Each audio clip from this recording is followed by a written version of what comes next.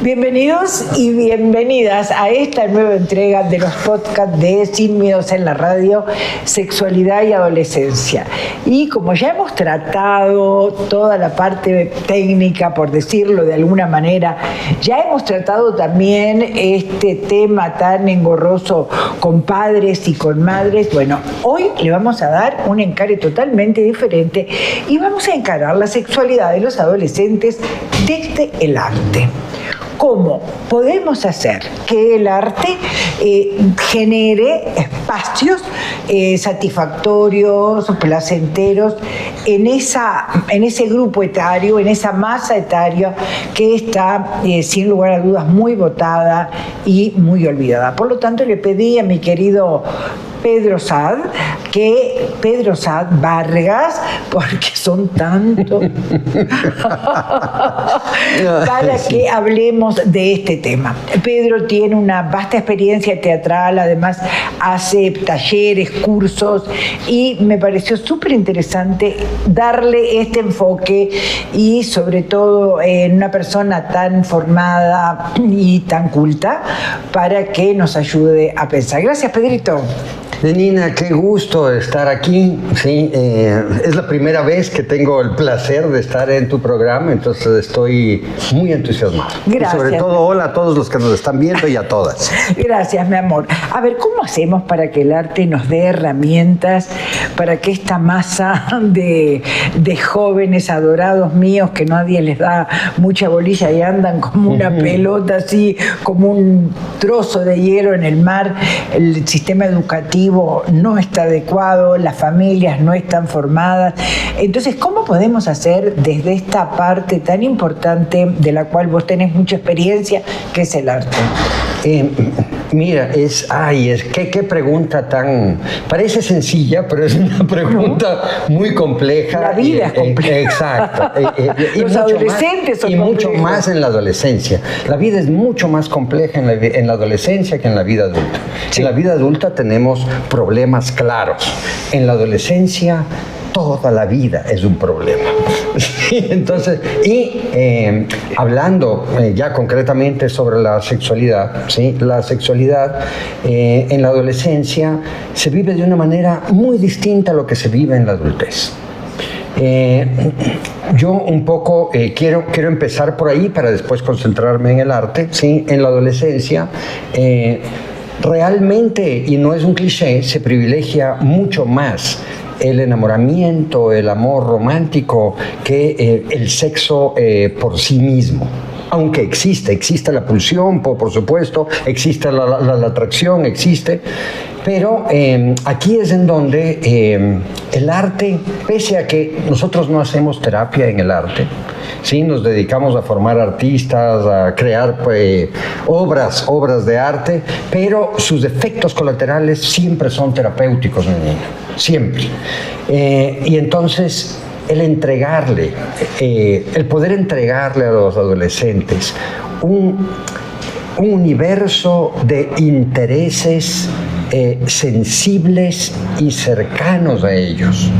El poder trabajar con el cuerpo y conectar con su cuerpo personal es una de las etapas más importantes, creo, de la formación cuando estamos hablando de adolescentes que se están formando para ser actores, pero ese contacto con su propio cuerpo permite que ellos adquieran conciencia realmente de que toda nuestra actitud es siempre psicofísica. Todas nuestras emociones, todas nuestras pulsiones, todo se expresa en el cuerpo. ¿Sí? Cualquier cosa que yo sienta, es por eso que es tan fácil leer a un adolescente, porque los adolescentes, como están muy cerca de la infancia, todavía tienen el cuerpo muy conectado con sus emociones. Entonces, cuando un adolescente está enfurruñado, pues se le siente claramente. ¿Sí? Cuando un adolescente está enamorado, es algo que no puede ocultar, porque se le van los ojos, no puede dormir, etcétera, ¿no? Entonces, yo creo que para empezar a responder la pregunta que me hiciste, creo que lo primero es el contacto con el cuerpo, que el arte, sobre todo el arte escénico, sea la danza o sea el teatro, desarrolla como primer punto el trabajo con el cuerpo. Quiere decir que sería fantástico, un ideal, que todo el tema del teatro estuviera en las etapas académicas, ahí cuando empiezan estos chicos en los prepubers, que estamos hablando de 13, 15, en donde se les pudiera de esto de forma orgánica, ¿no? De forma formal. Y que, igual que la matemática, no fuera una materia más. Sería fantástico. Ay, Nina, eso sería un sueño. ¿Y por qué no se logra eso? Sí había. Hubo un momento en la historia de la educación ecuatoriana donde el arte estaba integrado en casi todos los colegios. De hecho, se hacían festivales y concursos de teatro intercolegial y de danza intercolegial. Hubo un momento en que se bloqueó el que se pudieran dar clases de extracurriculares de arte en los colegios y en las escuelas. Y eso realmente, no solamente con eso, no solo ha sufrido el sistema educativo en general, sino la salud mental de todos los niños y adolescentes. Porque el contacto con sus primigenias creatividades es fundamental, no solamente para el desarrollo de tu pensamiento crítico y cognitivo futuro, ¿no? Sino que además es fundamental para que tú desarrolles tu autoestima. O sea, yo soy capaz de hacer un trabajo con mis compañeros juntos en el escenario. No importa que yo esté un poco gordita o que todos me vean a mí como muy flaquita, ¿me entienden? Sí, pero en el trabajo, en conjunto, en el arte, nos integramos, somos compañeros y somos felices. Yo creería que esta división de las ciencias duras, lo que se dice ciencias duras, las ciencias blandas, etcétera, etcétera, y que se saque y que no se le ponga en el mismo sitial, la misma valoración, toda esta parte artística es realmente grave. No para que la gente salgan grandes pianistas o grandes pintores, sino para ser mejores personas. Exacto, mejores personas y mejores profesionales en lo que tú escoges. En lo que hagas. Mira, voy a ponerte un ejemplo. Nada más claro que lo que decía Einstein, ¿sí? La imaginación es más importante que el conocimiento, decía Einstein. Y Einstein, él mismo tocaba el violín. Él nunca pretendió ser un concertista de violín, ni dio ningún concierto que yo conozca, por lo menos, pero en momentos de soledad, en donde necesitaba calmar su espíritu o concentrarse profundamente para pensar en el desarrollo de la física conceptual que estaba desarrollando, se encerraba y tocaba el violín. Efectivamente. Sí, absolutamente. Yo creo que realmente esto es tremendo. Y además, por ejemplo, hablando de la sexualidad, concretamente de los adolescentes, fíjate que la formación de un tema tan complejo como es la sexualidad, darles los elementos a través del arte en las diferentes expresiones, sería mucho más saludable. Sí, porque, mira, lamentablemente no hay ninguna educación sexual en nuestra sociedad actual. No, nada. O sea, ni en las casas que deberían ofrecerlo, ni en las escuelas, ni en los colegios, y entonces los pobres adolescentes de ambos géneros, sí, porque no sé cómo se dice, adolescentes y adolescentas, no se puede decir. No se dice. ¿Ya? Entonces, efectivamente, el lenguaje ahí es más. Lo único que les queda es el internet, que está plagado de la peor pornografía, o los adultos que están siempre pululando alrededor de los adolescentes, ¿no? Y en donde ellos sienten que pueden encontrar como un referente para tener alguna experiencia, ¿sí? O sus pequeños amigos que no... que están igual que ellos, ¿no? Y ahí sí creo que el arte, en la formación artística, en la adolescencia, creo que debería tomar un poco... No la aposta de la educación sexual, porque esa no es la tarea del arte, ¿ya? Pero sí ayuda muchísimo porque, primero, se genera un respeto entre géneros en la actividad artística. ¿Sí? Hay siempre un cuidado entre géneros, hay una sensibilidad, hay temas que se tratan en las improvisaciones que desarrollan la sensibilidad. No hay nada más bello para un adolescente que hacer una escena de Romeo y Julieta, por decirte algo, que muchas veces se ha ocultado la sexualidad inherente que hay en la obra original de Shakespeare de Romeo y Julieta, pero que está ahí y que los adolescentes la sienten además, la sienten, ¿no? Sí, efectivamente, yo creo que el arte puede coadyuvar muchísimo en cuanto a la formación que deben tener pues, los adolescentes. Yo creo que dentro de toda la barbaridad mundial que estamos viviendo, sí, esta locura de la raza humana, esta cuestión casi demencial, siempre va a estar el arte como el gran rescate para que nos saque y que podamos seguir creyendo incluso. Ajá. Sí, mira, aquí sí me gustaría tocar un tema un poco polémico, si me permite. Adelante. Claro, no hay censura. Porque el arte, todo el arte está plagado de sensualidad. Sí. Es que está en todas partes. Está en todas partes. Además que es este elemento fundante de la humanidad, exacto, del ser humano. Exacto. No podemos mirar para el costado. Exacto. Claro. Exacto. Y en el arte, sobre todo, la expresión de la sensualidad siempre ha sido parte de las obras artísticas, desde las esculturas griegas, pasando por todos los desnudos del romanticismo, ¿sí? Entonces nosotros, en el arte digo, ¿sí? No satanizamos ni el cuerpo, ni la sensualidad, ni la sexualidad. ¿Sí? Porque lo peor que se puede hacer al satanizar, uno está simplemente creando un montón de represiones que después terminan explotando irrefrenablemente en algún momento de la vida, ¿no? Entonces yo sí quisiera poner eso claro, ¿no? O sea, nosotros no es que trabajamos desde una moral, digamos, absolutamente católica y cuidadosa, no, simplemente no tratamos el tema en específico, pero no somos represores ni nos escandalizamos porque algún adolescente traiga algún tema sexual, por ejemplo, a clase. Desde la libertad. Desde la libertad absoluta. Desde el no prejuicio, porque el problema del tabú con la sexualidad nos ha matado. Exacto. Estaba escuchando a Sabina que decía, el tema es que son las relaciones tóxicas las que dan las grandes obras de arte. Claro. Sí. Y de alguna manera, ¿no? Digo, está eso ahí. Ahora, yo creería que mientras tanto me parece que tenemos que hacer llamados a los adultos, primero desde el amor, ¿no? Exacto. Segundo, desde la no represión. Tercero, desde una información veraz, auténtica y clara. Porque ¿qué es lo que pasa? Nos enfrentamos con adultos que están muy traumatizados con el tema del sexo.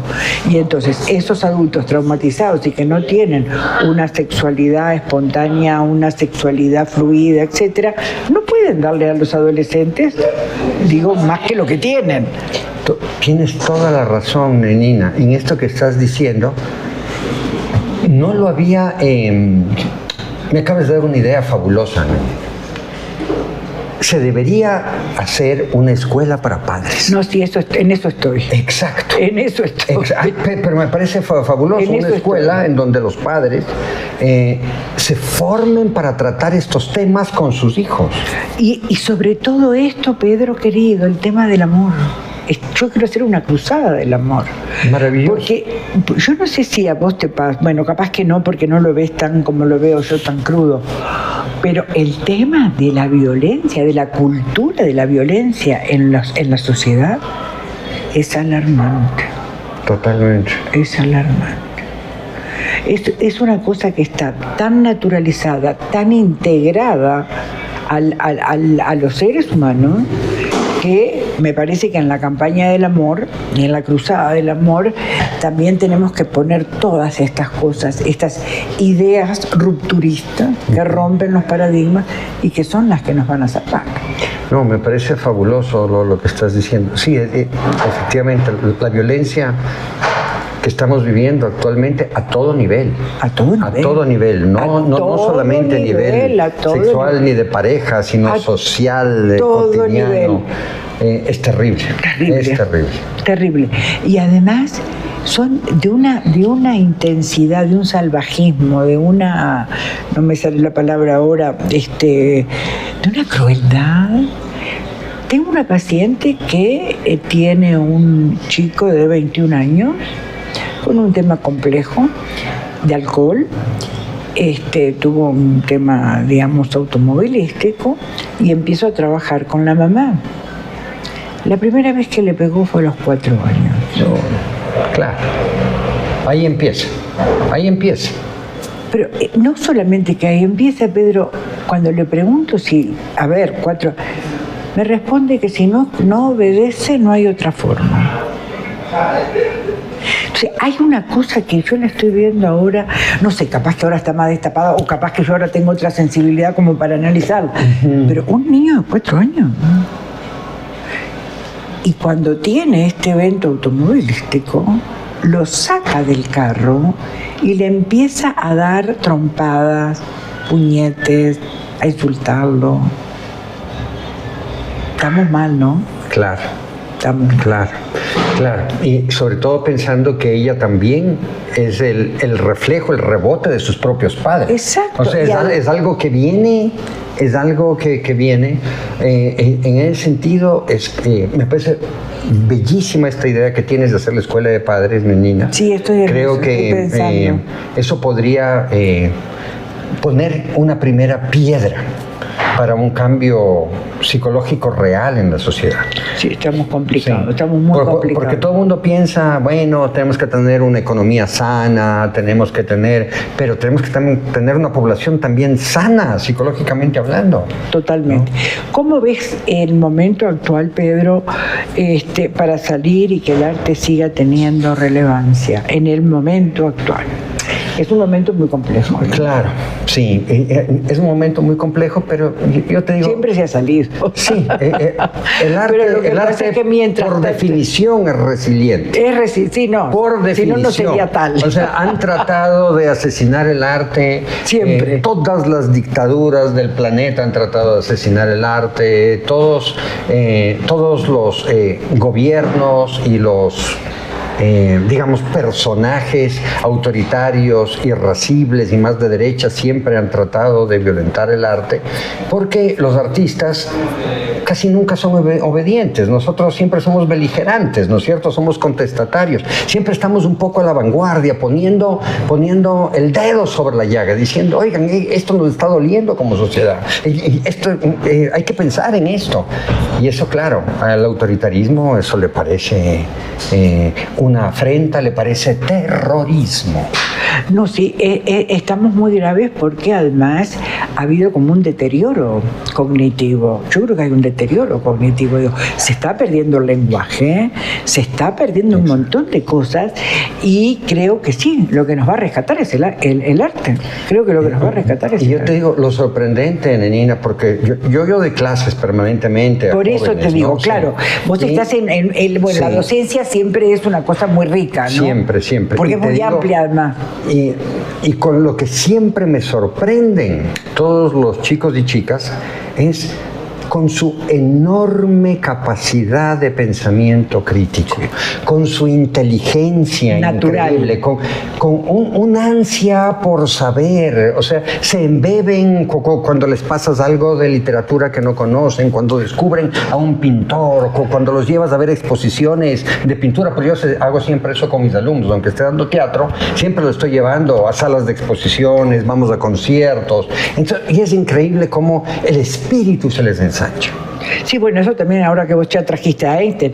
Einstein dice que cuando ampliamos el cerebro, cuando las neuronas tienen otra amplitud, ya no vuelven a su estado normal. Claro. También eso es una frase de Einstein. Y yo creería que sí, ¿no?